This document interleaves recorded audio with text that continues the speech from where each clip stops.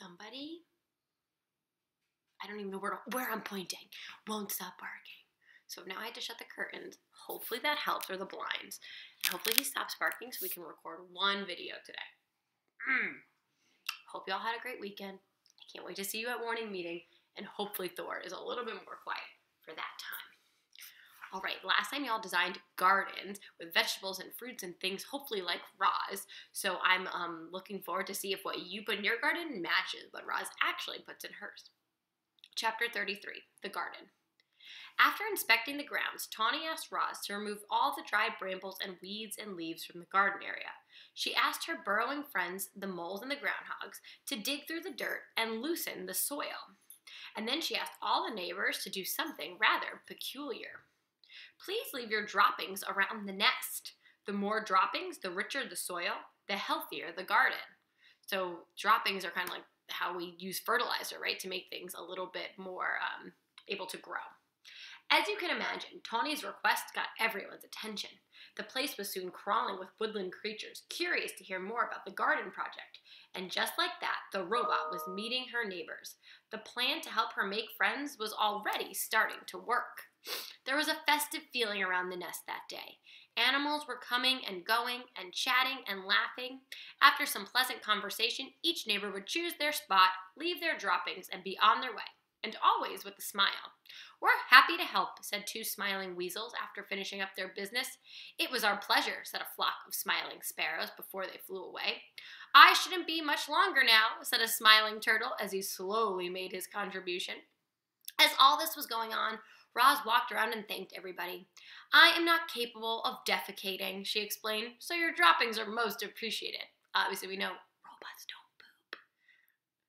Once the grounds were fertilized, it was time for the plants. Tawny brought Roz and Brightbill out to a lush meadow. The robot sank her fingers into the ground and felt the spongy layer of roots below the grass. Slowly, carefully, she rolled up wide strips of sod, exposing the dark, wormy soil. She carried the rolls back to the nest and spread them out to make a patchy lawn. Then she transplanted clumps of wildflowers and clovers and berries and shrubs and herbs until the nest was surrounded by a scraggly collection of plants.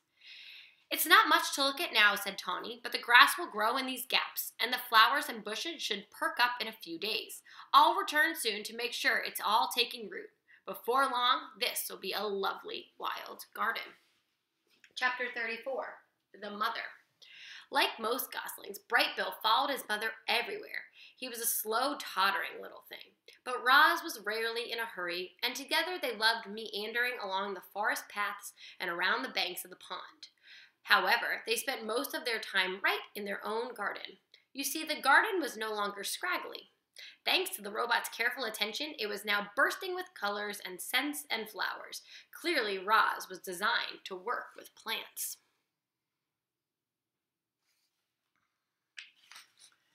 "Oh, Roz, you've been busy," said Tawny as her family grazed the wonderland of growing things. "This garden is glorious. You'll be seeing quite a lot of us around here."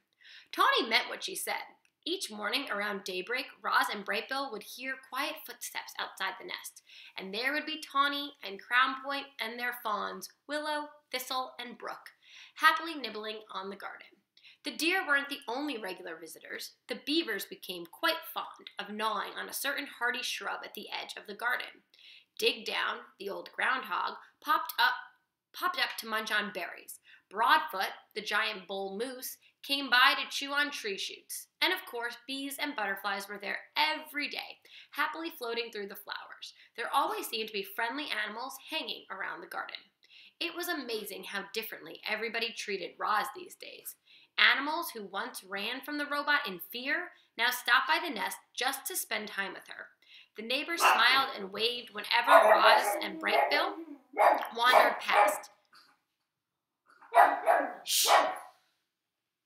And at the dawn truce, the mothers were eager to share their parenting advice. Make sure Brightbill gets plenty of rest. A tired gosling is a cranky gosling. When the wind starts blowing from the north, you must immediately get Brightbill to safety. North winds always bring bad weather. You'll never be the perfect mother, so just do the best you can. All Brightbill really needs is to know you're doing your best. No Gosling ever had a more attentive mother. Roz was always there, ready to answer her son's questions or play with him, or rock him to sleep, or whisk him away from danger. With a computer brain packed full of parenting advice and the lessons she was learning on her own, the robot was actually becoming an excellent mother. So one of the questions I'm going to ask you is, how did the garden, or does the garden, change Roz's life in the way that she interacts with all of the other creatures on the island? So be thinking about that. Chapter 35, The First Swim. "Good afternoon, you two," said Loudwing as she waddled into the garden. "Remember me, Bright Bill?" "Loudwing, Loudwing!" "Very good," the old goose giggled. "Now, Roz, you know what tomorrow is. Tomorrow is swimming day, the day when all the parents take their goslings out on the pond for the very first time, and you simply must bring Bright Bill." "Swim, swim," said the gosling, shaking his tail feathers. "Bright Bill can go," said Roz, "but I cannot swim. I cannot go on the pond with him. I will not be able to protect him." "Who'd have thought a big thing like you would be afraid of a little water?" Loudwing laughed. "Well, don't you worry about Bright Bill. He'll be safe in the flock, and he's going to have so much fun swimming with the other goslings. We begin at sunrise, so don't be late. See you in the morning." And with that, the goose plopped into the water and glided away. "Swim, swim," said Bright Bill. "Yes, Bright Bill," said the robot, staring at the pond. "Swim, swim." Early the next morning, peeps and honks and splashes began echoing across the calm water. Roz and Bright Bill followed a trail through the fog and over to a beach that was crawling with fluffy goslings and proud parents. Roz took a few steps into the water, and her survival instincts immediately flared up. The robot's computer brain knew that if water got inside her body, it could do serious damage. And so, as the other parents began swimming across the pond, Roz stood safely in the shallows and watched. Bright Bill ran up and down the beach with the others, peeping and laughing and pretending to be afraid of tiny waves. When one finally pulled him in, he felt his body floating on top of the water. A big smile appeared across the gosling's face. Clearly, Bright Bill was designed to swim. There's Roz on the edge. "Very good, Bright Bill," said Loudwing as she floated by. "You're a natural." "Yes, Bright Bill, you are a natural," said Roz, trying to sound like a good mother. Loudwing rounded up the goslings and gave them a quick swimming lesson. "Remember, everyone, paddle your feet evenly to swim in a straight line. Paddle with your right foot to go left, and paddle with your left foot to go right. Try it out and join the rest when you're ready. Happy swimming day!" Loudwing and the other adult geese calmly glided toward the center of the pond. A jumble of goslings tried to keep up. The youngsters jostled and splashed and peeped with excitement, and gradually they paddled in the direction of their parents. Only Bright Bill lagged behind. "Mama, swim!" Roz pointed to the flock. "I cannot swim. Go have fun with the other geese. You'll be safe with them." The gosling took a deep breath. Then he shook his tail feathers and paddled his feet and set out on his very first swim. He drifted too far to the left and then too far to the right, but his feet kept paddling until he caught up with the others. Roz spent the morning watching her son swim around and around the pond, and as she watched him, she felt something like gratitude. Thanks to Bright Bill, the robot now had friends and shelter and help. Thanks to Bright Bill, the robot had become better at surviving. In a way, Roz needed Bright Bill as much as Bright Bill needed Roz, which was precisely why she felt such concern when the mood on the pond suddenly changed. One moment, everything was tranquil. Tranquil means peaceful. And the next moment, the geese were in a panic. Something was violently sloshing through the group. It was Rockmouth, the giant toothy pikefish. The fish had been a problem in the pond for as long as anyone could remember, but he'd never attacked goslings before. All the parents went to protect their young, except for Roz. The robot could only stand in the shallows and watch as her son left the other geese behind and desperately swam toward his mother. "Swim to me, Bright Bill, quickly!" The gosling kicked as fast as he could, but alone on the water, he made an easy target. The pond rippled as Rockmouth slashed below the surface. "Mama, help!" squeaked Bright Bill. The robot was terribly conflicted. Part of her knew she had to help her son, but the other part knew she had to stay out of deep water. Her body lurched forward and then backward again and again as she struggled to make a decision. And then Loudwing came to the rescue. "Rockmouth, don't you dare harm that little darling!" The old goose fluttered over and splashed down right on top of the fish. "Leave Him alone. She pecked and kicked and beat her wing against the fish until he surrendered into the murky depths of the pond. Loudwing escorted Brightbill back to the beach, and a minute later, the Gosling was with his mother, safe and sound. Rockmouth isn't as dangerous as he seems, said the goose out of breath, but I think that's enough swimming for one day. Chapter 36. The Gosling Grows. Brightbill soon forgot about the incident with Rockmouth, and he spent his mornings cruising around the pond with the others. He was becoming a great little swimmer. He was also becoming a great little speaker. "Hello, my name is Brightbill," he said to anyone who would listen. The Gosling was small for his age, and he always would be, but he was growing bigger and stronger by the day. His increasing size matched his increasing appetite. He gobbled down grass and berries, nuts and leaves. Sometimes he'd snack on little insects. If it was edible, Brightbill would eat it. And even if it wasn't edible, he might eat it anyway.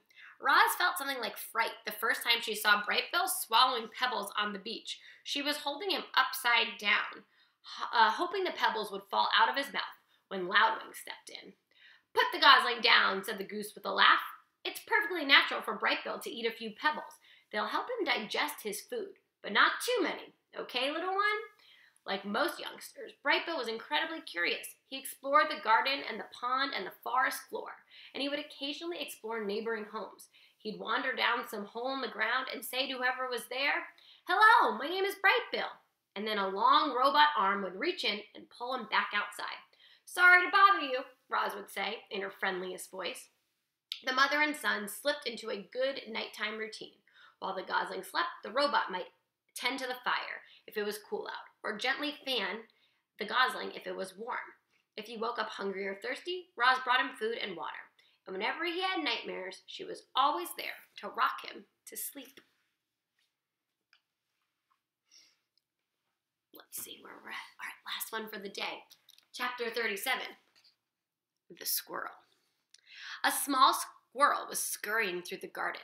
Brightbill had never seen her before. He peered out from the nest and watched her bounce across the lawn. After a minute of spying, the Gosling shook his tail feathers and waddled outside. "Hello, my name is Brightbill." The squirrel froze. Then she slowly turned around and started to talk. "Hi, Brightbill. My name is Chit Chat, and I'm a 12-and-a-half-week-old squirrel, and I'm new around here, and your home is really big and round, and I don't understand why smoke comes out of it sometimes." Reader, I'm not quite sure how Chit Chat got enough air in her lungs to go on like that, and I'm not quite sure how Brightbill had the patience to listen. But he stood there and politely nodded as Chit Chat rambled on and on. "And sometimes I see you waddling behind your funny-looking mom, and you seem so nice that I thought I'd come down and introduce myself. But now I'm nervous, and I'm talking too much. My name is Chit Chat. I think I said that already." There was a pleasant silence. Brightbill stood on one foot for a moment. Then the Gosling took a deep breath and said, "It's very nice to meet you, Chit Chat. I don't think you talk too much. I think you talk just enough, and I like you. So let's be friends."